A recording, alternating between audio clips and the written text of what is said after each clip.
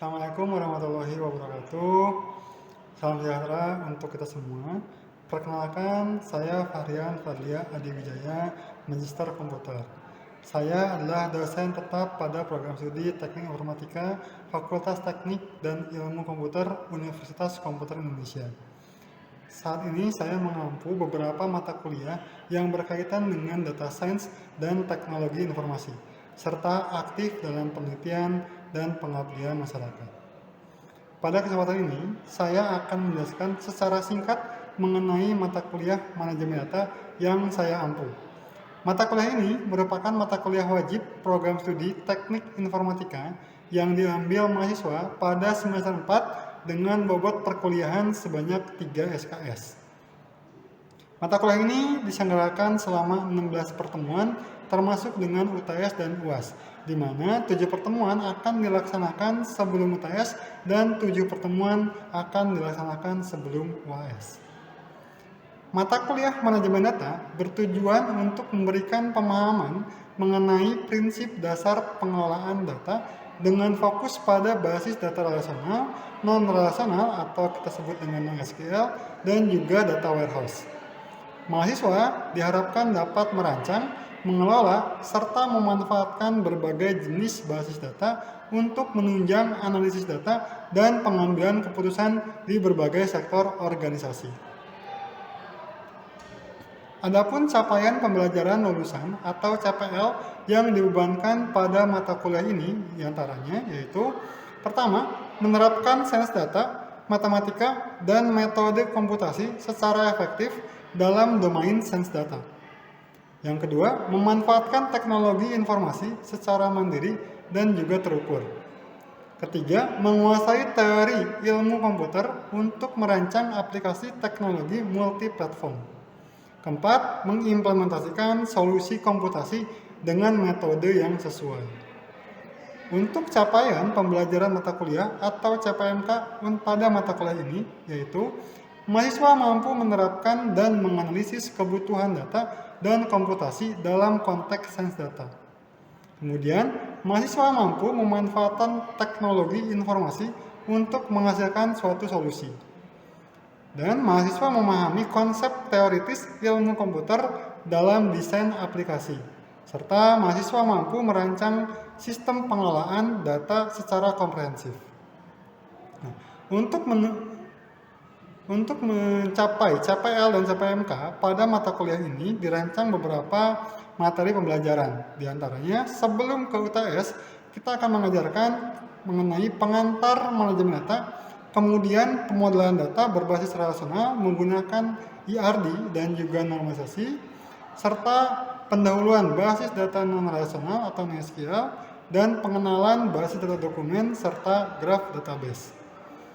Menuju UAS, kita akan masuk ke perancangan basis data warehouse, di mana kita akan mengajarkan pendahuluan dari data warehouse, kemudian mengetahui karakteristik data warehouse, pendekatan pemodelan data warehouse dengan menerapkan konsep ETL, ekstraksi, transform, dan loading, kemudian konsep pembentukan tabel fakta dan tabel dimensi, serta jenis-jenis dimensi pada data warehouse, serta analisis data warehouse menggunakan OLAP atau Online Analytical Processing.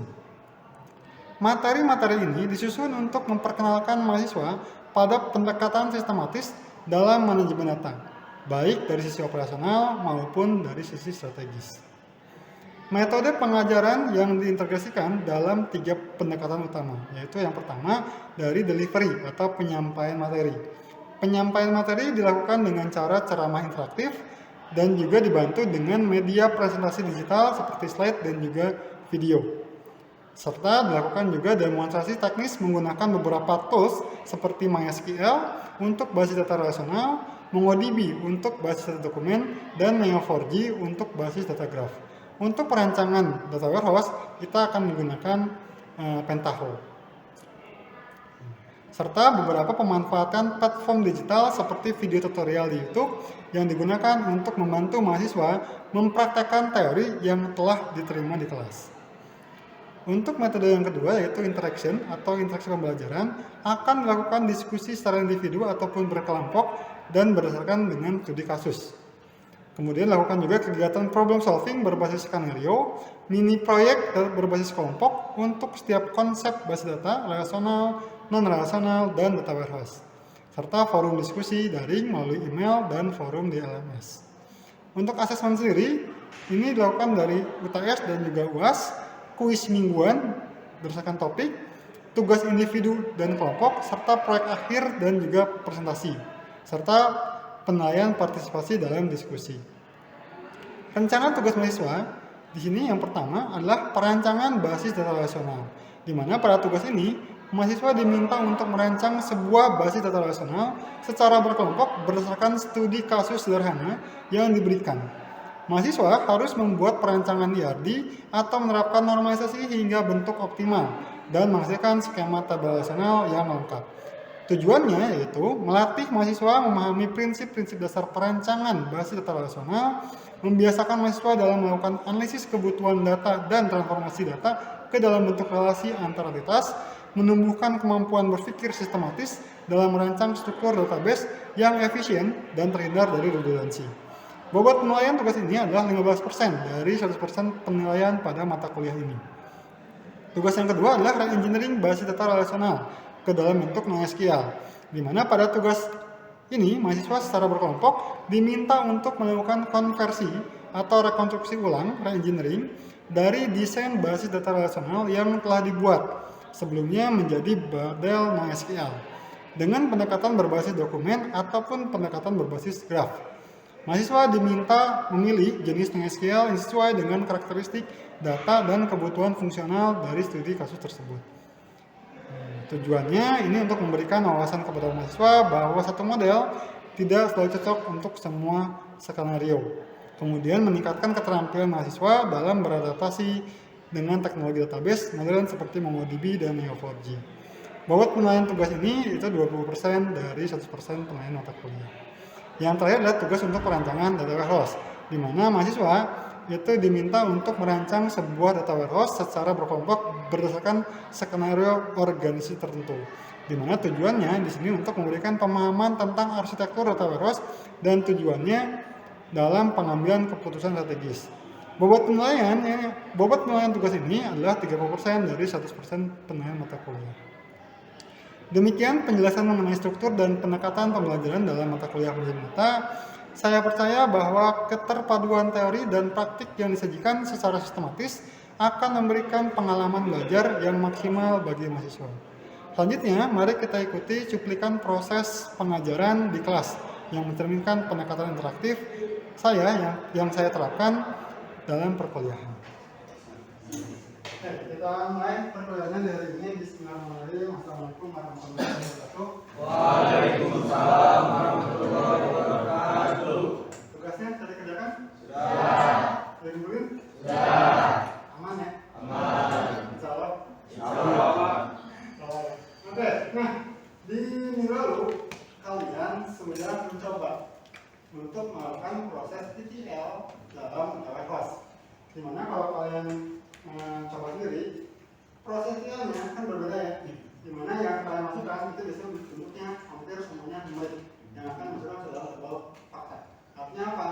Kalau kita masukkan ke dalam data warehouse, yang kita masukkan itu adalah hasil dari agregasi datanya. Nah, analoginya sama seperti kubus ini. Dimana kubus ini adalah analogi dari apa yang kita simpan di data warehouse. Dimana dia angka di sini itu mengasumsikan dimensi yang dia wakili. Ini 3 dimensi ya. Artinya bisa kita bilang misalnya kalau penjualan ini menganggap angka ini merupakan revenue misalnya atau pendapatan. Ini kita bisa sendirikan dimensi waktu, dimensi barang, dan dimensi tabang. Misalnya seperti itu. Nah, kali ini kita akan masuk ke materi tentang alat. Ini adalah materi setelah kita melakukan atau telah membuat skema data. Karena untuk pertanyaan, setelah kalian buat nih skemanya, yang kalian menggunakan entah memakai Snowflake, entah pakai Constellation, atau pakai star skema, lalu bagaimana cara kita memanfaatkannya? Karena perintah query-nya itu akan sedikit berbeda dengan query yang kalian gunakan di database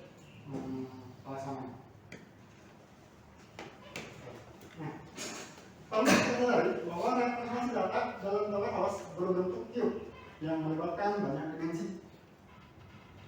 Ini analoginya. Yang mungkin kalian saya lihat di depannya. Artinya apa? Setiap kotak di sini ini adalah angka biasanya. Itu menurutnya. Walaupun itu yang kalian lakukannya, akan digunakan pakai sum, max, min, dan sebagainya. Analoginya sama seperti yang kalian lihat di sini. Di mana setiap kotak itu punya angka-angkanya. Nah, ini kan dimensi ya. Ini 3 dimensi. Ada geografik, ada wilayahnya, dimensi waktu, dan dimensi produksi. Sehingga kotak bagian sini itu merepresentasikan TV, kemudian yang terjual di Asia pada waktu di satu. Gitu ya, yang depan. Tapi kita lihat ya, di dalam sini pun juga ada ya. Ada kotak sebenarnya kan. Nah, jadi kalau bagian depan ini buat TV di T1 di negara Asia. Yang kotak kedua ini berarti kan dia TV ya. Nah, dia TV juga sama kalau yang atas tablet. Kotak ini dia tablet. Kalau kita asumsikan ini adalah tablet.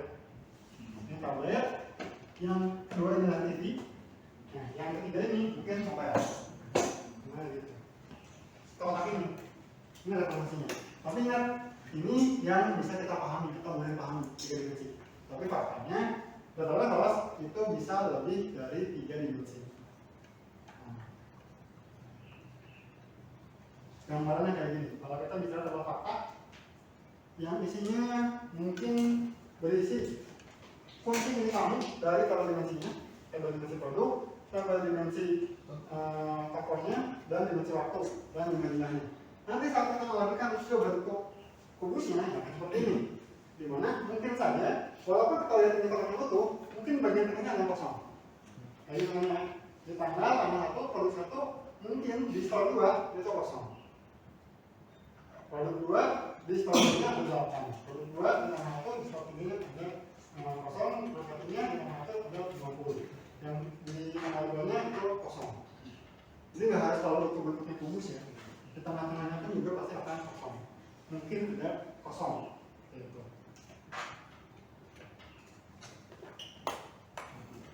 Cube dalam sangat multidimensional.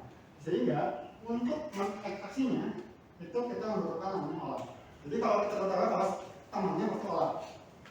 Query-nya itu menggunakan olah.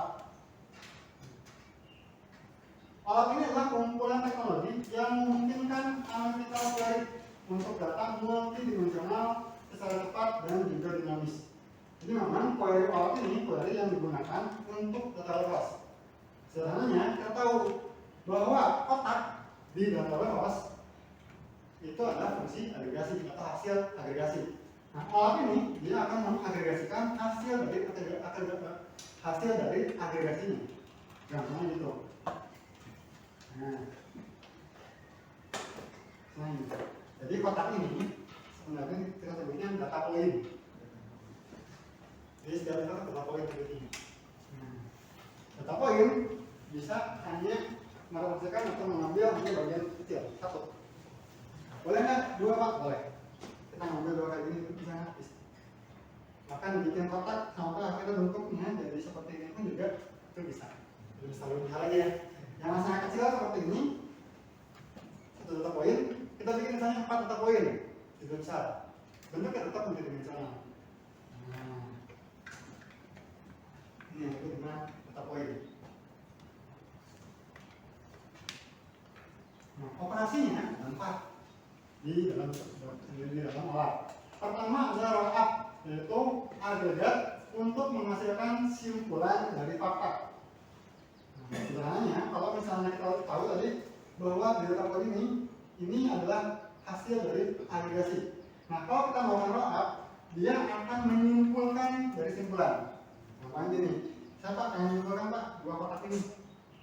Nah, artinya dia menjumlahkan 395 ditambah dengan 14. Berapa data point ini? Oh Pak, saya mengambil 3 data point, ambil. Dia akan melakukan lagi. Itu caranya. Jumlahin lagi. Itu roll up. Roll up dia biasanya akan lebih besar lagi kubusnya. Yang kecil lebih besar. Beda ya. Nah, kalau dia down, ini justru kebalikannya. Dia roll up. Dia mendetailkan data fakta berdasarkan granularitas dimensi. Kalau roll up dia bikin komposisi lebih besar, kalau drop down justru malah lebih kecil lagi. Ini bisa jadi lebih kecil lagi, bisa. Nah, baik roll up ataupun drop down itu harus menyusun dengan namanya hierarki. Ingat ya.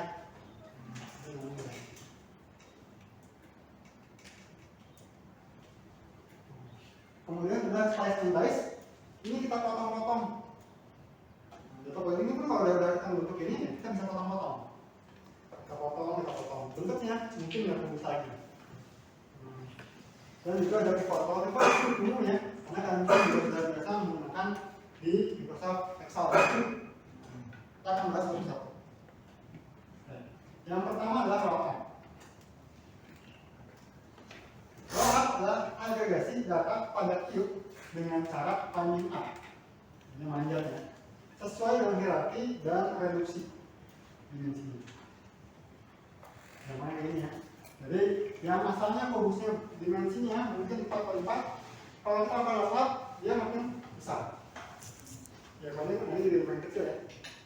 Dan itu juga makin. Tapi kalau lain ini kotak-kotaknya mungkin bisa ini gabung ya. Kita gabungkan ini. Jadi besar kotak-kotaknya.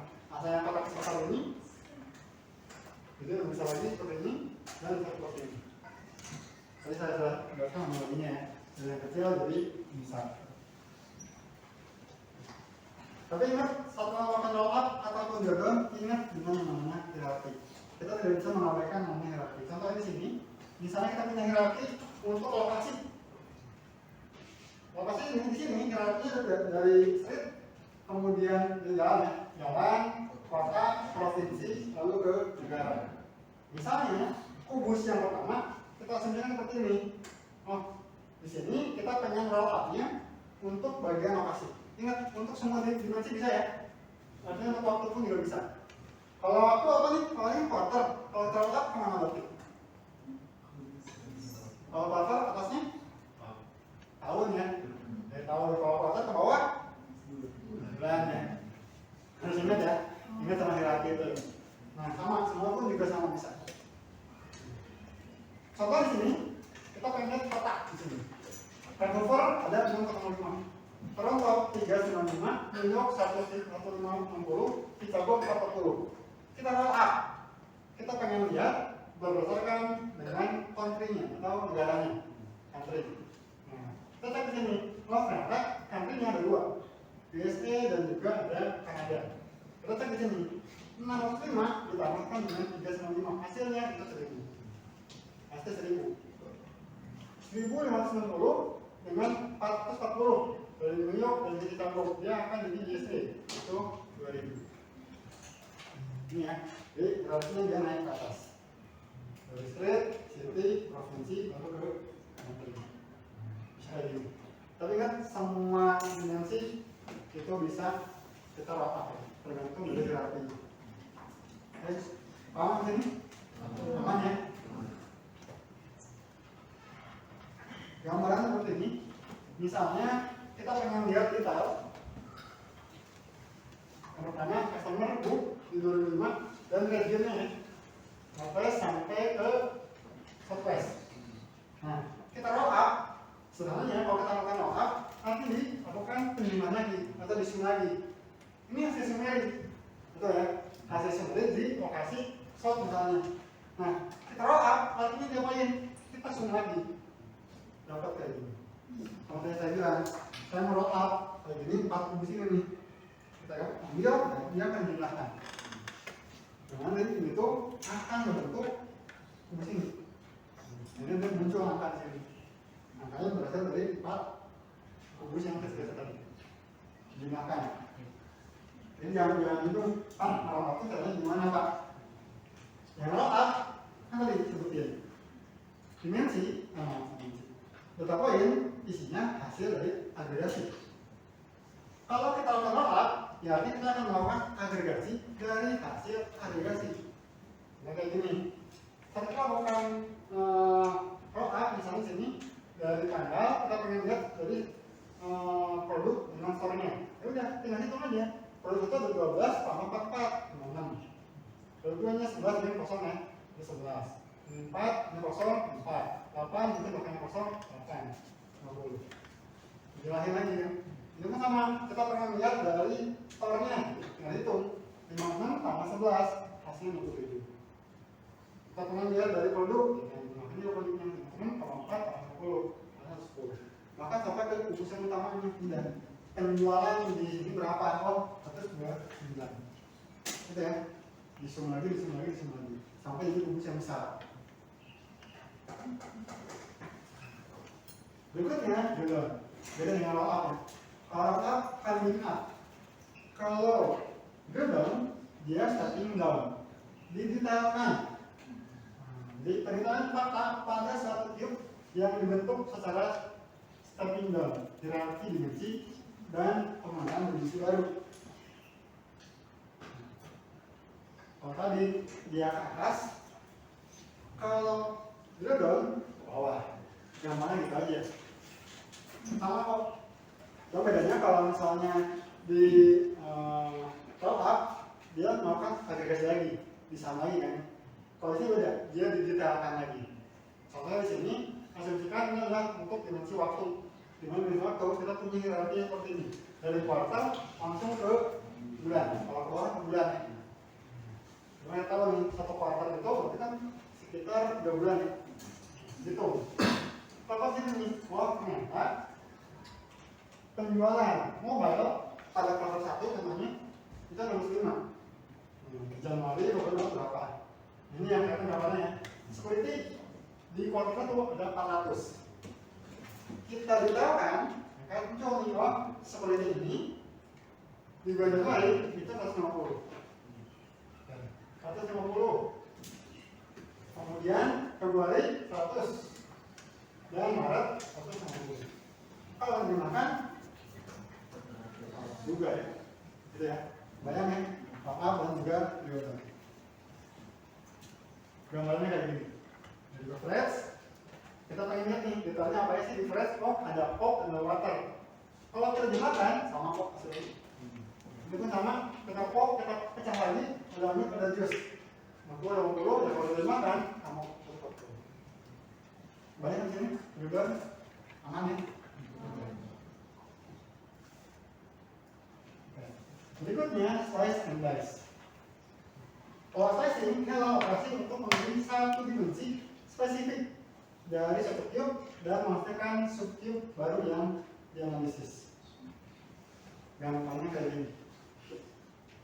Kalau slicing, mari kita potong. Kita potong. Bisa potong kayak gini, bisa juga dipotong atas bawah. Silahkan. Potong tengahnya pun juga boleh. Itu boleh. Itu slicing. Ini kayak potong kue. Disebut namanya slicing. Dipotong, ya udah. Kayak ini contohnya. Kalau kita potong, apa? Saya hanya pengen melihat di misalnya ini. Saya pengen memotong yang kuartal ini dipotong lagi.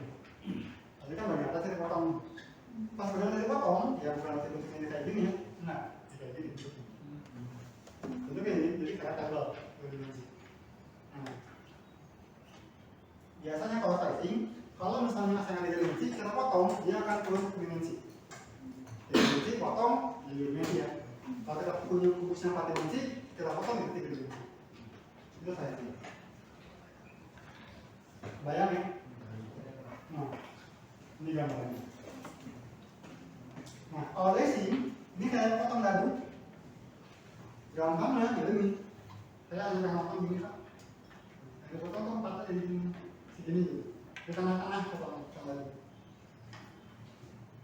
Potong dulu tengah-tengah dipotong.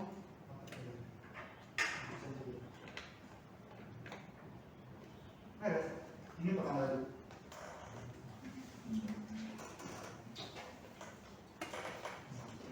Jadi yang dipotong banyak-banyak. Bukan hanya kuartal. Oh Pak, saya pengen potong. Nah, potong apanya nih? Oh, saya pengen lihat untuk lokasinya itu total Hannover. Kita potong. Kita potong dulu nih. Total Hannover. Catat kayak gini. Segini ya, dipotong dulu. Semuanya dipotong. Bagian atas. Kemudian saya pengen potong lagi bagian untuk mobil kan? Mobil ada modelnya. Potong. Jadi gimana? Potong dadu lah. Jadi kalau potong dadu ya 3 dimensi tetap akan bisa 3 dimensi. Kalau dimensi akan tetap 4 dimensi. Nah sebenarnya spacing dan dimensi juga nggak kelihatan bedanya untuk kekuatan yang berapa. Cuma disesuaikan dengan kebutuhan. Jadi tadi ya, kalau spacing biasanya turun ke dimensi. Kalau dicing dia tetap ke dimensi yang sama. Bayang ya? Terakhir untuk pivot. Kalau itu sederhana sebenarnya. Ini lebih ke rotasi. Operasi untuk melakukan rotasi dimensi pada suatu cube untuk mendapatkan perspektif fakta yang berbeda. Gampangnya kayak gini.